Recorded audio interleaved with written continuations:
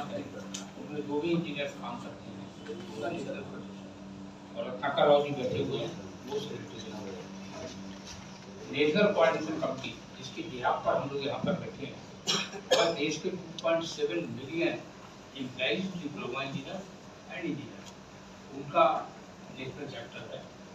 तो action programme भी हमारे हैं, लेकिन बहुत से पत्रकार साथी अभी भी आए हैं, मैं 2 मिनट में उनको ब्रीफ करना चाहता हूँ। यह है इलेक्ट्रिसिटी अमेंडमेंट बिल जो ministry of power government of India ने 9 अक्टूबर को फ्लोट किया है।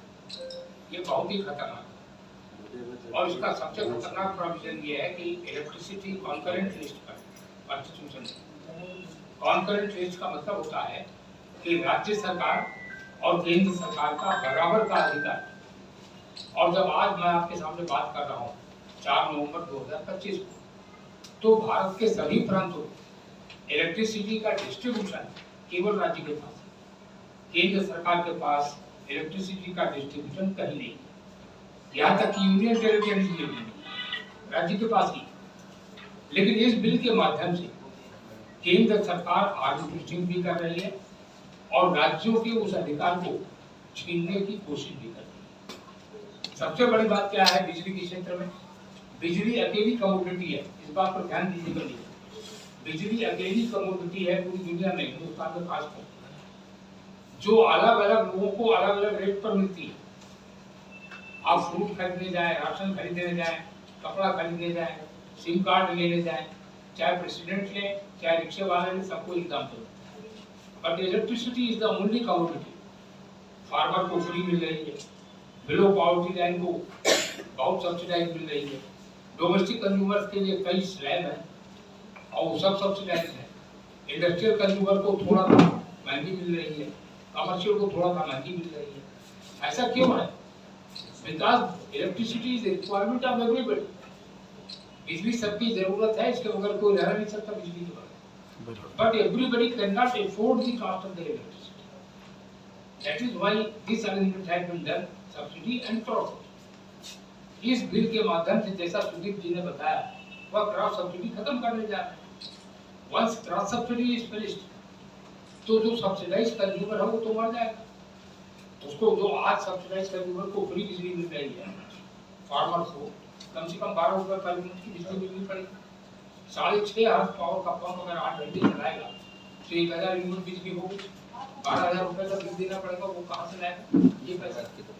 तो केंद्र सरकार अपना अधिपत्य जमा रही है, पूरे बिजली के ढांचे को निजी घरानों के हाथ में सौंपना चाहती है। सबसे खतरनाक प्रोविजन इस बिल का यह है कि इंफ्रास्ट्रक्चर बना हुआ है, जैसे महाराष्ट्र में MSEDC है, महावितरण है, महावितरण के इस इंफ्रास्ट्रक्चर प्राइवेट कंपनी का इस्तेमाल करेगी और वह इस्तेमाल करके चेरी पिकिंग करेगी। उनको प्रोविजन है, वो सबको बिजली नहीं देगी, हमारा नेटवर्क इस्तेमाल करेगी और वो बिजली देंगी केवल मुनाफे वाले क्षेत्र, इंडस्ट्रियल कंज्यूमर को, कमर्शियल कंज्यूमर को। तो मुनाफे वाले कंज्यूमर हम टैक्स नहीं हमारा इस्तेमाल करेंगे।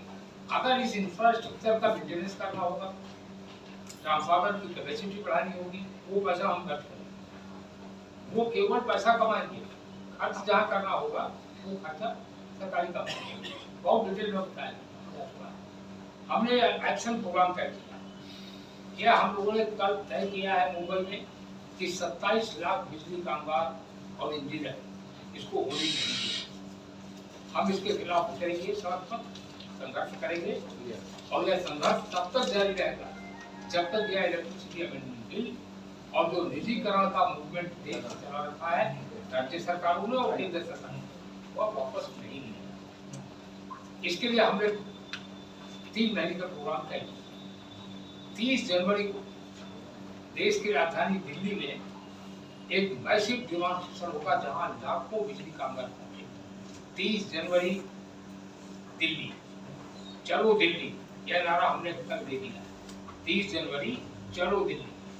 देश के बिजली कामगार, बिजली इंजीनियर 30 जनवरी को दिल्ली में, राजधानी दिल्ली में संसद के दरवाजे पर अपनी दस्तक देंगे जनता कर्फ्यू। और वह एक चेतावनी होगी, अगर उसके बावजूद भी उन्होंने बिल न वापस किया तो 30 जनवरी को हम एक रेजोल्यूशन पास करेंगे और उस रेजोल्यूशन में राष्ट्रव्यापी हड़ताल का निर्णय घोषित किया। वह कब होगा? वो 30 जनवरी को होगा। लेकिन अभी हमने जो 3 महीने का प्रोग्राम बनाया, उस 3 महीने के प्रोग्राम में यह मैंने बताया, बिजली बिल बिजली कामगार से ज्यादा बिजली के कंज्यूमर को प्रभावित कर रहा है, किसान को प्रभावित कर रहा है। इसलिए हमने ये तय किया कि ये लड़ाई अकेले बिजली कर्मचारी नहीं करेंगे। एक संयुक्त मोर्चा हम बनाएंगे, जो बन गया है उसकी घोषणा होना चाहिए। संयुक्त मोर्चा किसका होगा? कंज्यूमर्स का होगा, ऑल इंडिया ट्रेड यूनियंस का होगा, बिजली कामगारों का होगा और संयुक्त किसान मोर्चा किसानों का होगा। वही किसान जो सिंघू बॉर्डर पर एक साल सरकार को रोके रखे। इसलिए हमने 14 दिसंबर को दिल्ली में एक मीटिंग बुलाया है, 14 दिसंबर, और 14 दिसंबर की उस मीटिंग में संयुक्त किसान मोर्चा के जितने राष्ट्रीय नेता हम मौजूद रहेंगे, ऑल इंडिया ट्रेड यूनियंस के राष्ट्रीय नेता मौजूद रहेंगे और हम लोग वहां पर रहेंगे। वहां पर संयुक्त संघर्ष की रणनीति और संयुक्त मोर्चे का ऐलान किया जाएगा। इस बीच हम कन्वेंशन भी करेंगे, joint convention of our employees, consumers, farmers and trade unions, और यह देश के सभी प्रांतों में 3 महीने तक ये कार्यक्रम हमारा चलेगा और ये कल्मिनेट होगा 30 जनवरी को मैसिव रैली में दिल्ली। और अगर तब भी सरकार ने हमारी बात को न सुना, हमारी आवाज न सुना, अपने मनमानीपन पर सरकार उतरी रही, तो 30 जनवरी को हम राष्ट्रव्यापी हड़ताल का ऐलान